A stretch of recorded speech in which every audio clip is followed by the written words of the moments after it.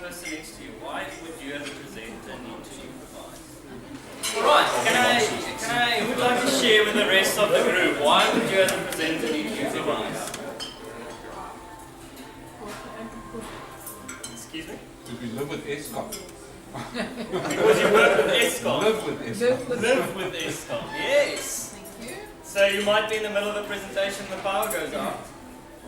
And you don't have any slides, what do you do then? What else? Eh? Yes. Okay. Then you prepared with plan B, yes? But what if that day you don't have a paper copy? It'll never happen to Rose. Any other ideas? Why would you need to be able to improvise? Because you didn't prepare properly. Because your audience is falling asleep. Say again? Your audience is falling asleep. They're falling asleep, you got to do something different. Yeah, you say maybe because you didn't prepare well enough. Yes. Any other ideas? Well, you might pick up something interesting in the paper. You might? Pick up something interesting in the paper. Yes, on the way there you might pick up something that wasn't part of your plan. They also ground convicted. There you go. Alright, nice. Thank you for your ideas. Here's why I think improvisation is important. So, the Neuro Leadership Institute, they do a lot of research in neuroscience and how that applies in leadership development. And they came up with a model they call the AGES model. And it's an acronym for 4 words that I'll share with you now. And the AGES model is about how the brain learns and what are the conditions that are necessary for learning to stick in the brain. Right, so the AGES model, the acronym is for A is for attention, G is for generation. So the training needs to grab people's attention. Well, that's obvious. Generation is about they have to generate the knowledge themselves. You can't just give it to them. They have to generate knowledge by themselves. E is for emotion. You have to involve the emotion. And S is for spacing. You need to space the learning over time.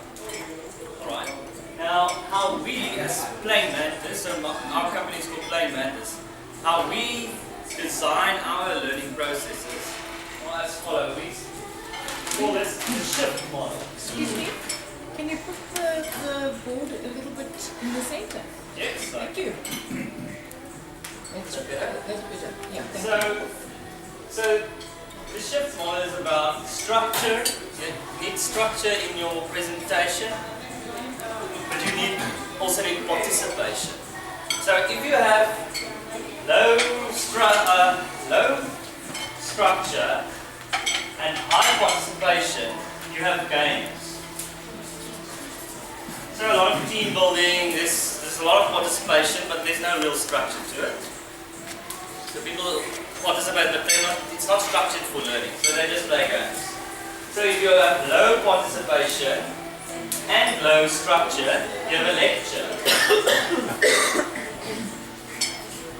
So there's no real structure, it's just a lot of information, and the audience, they just sit there, they don't participate, you get a lecture. If you have high structure, low participation, you have a show.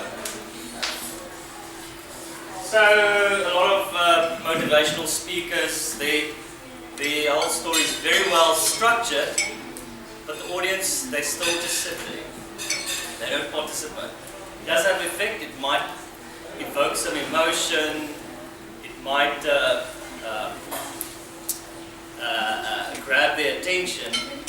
There's no participation, so there's no generation from the audience side. We say when you have high participation, high structure, you get shift. Now, where does improvisation come in? It comes in here with participation. So, because when you have an audience who participate in your presentation, you don't know what you're going to get. Because their participation you don't know where they're coming from, you don't know how they're going to respond. So you need to be able to respond to what they give you. That's improvisation.